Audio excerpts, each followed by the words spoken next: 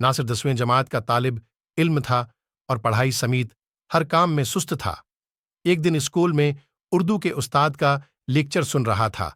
उन्होंने कहा, इलामा इकबाल ने नई नस्ल को शाहीन सिफत कहा था।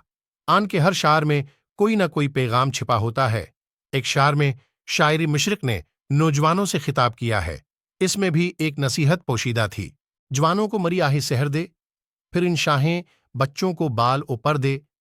इस शार में अलामा इकबाल अल्लाह ताली के हुजूर दुआ कर रहे हैं कि ऐ मेरे अल्लाह, मेरी कौम के सारे नौजवानों को मेरी सुबह के वक्त की वही फरियाद अता करने की तौफीक दे जो तूने मुझे दी है। ये शाहीन बच्चे हैं, अन्हें वो बाल ऊपर यानी वो बाजू और परवाज की वो क़ुव्वत अता कर जिनकी मदद से वो बुलंदी पर।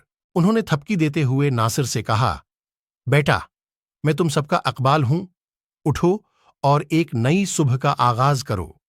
नासिर की आंख खुली तो उसने इरादा किया कि वो अपने आप को अकबाल के अफकार के मुताबिक ढालने की कोशिश करेगा। हर वक्त सुस्त और लाउबाली सा नजर आने वाला लड़का चंद ही दिनों में बदल चुका था।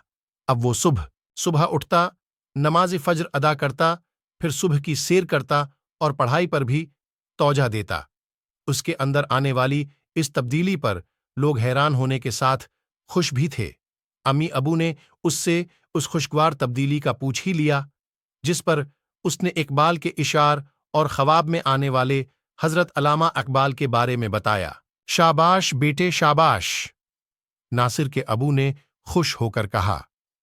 फिर सबने देखा कि मैट्रिक के इम्तिहान करीब आते ही नासिर ने भरपूर मेहनत की।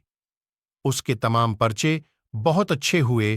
3 माह बाद जब उसका नतीजा निकला तो उसने बहुत अच्छे नंबर हासिल किए। शाबाश बेटे शाबाश, नासिर के अबू ने खुश होकर कहा।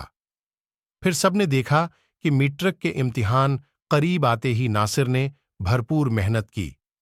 उसके तमाम पर्चे बहुत अच्छे हुए। 3 माह बाद जब उसका नतीजा निकला तो उसने बहुत अच्छे नंबर हासिल किए थे। वो अपने स्कूल में दूम आया था। उसके वालिदीन, उसातिज़ा और बहन भाई बहुत खुश थे। और उस खुशी में शाम को घर पर एक तकरीब का एहतिमाम किया गया तो उसका चेहरा खुशी से खिल उठा।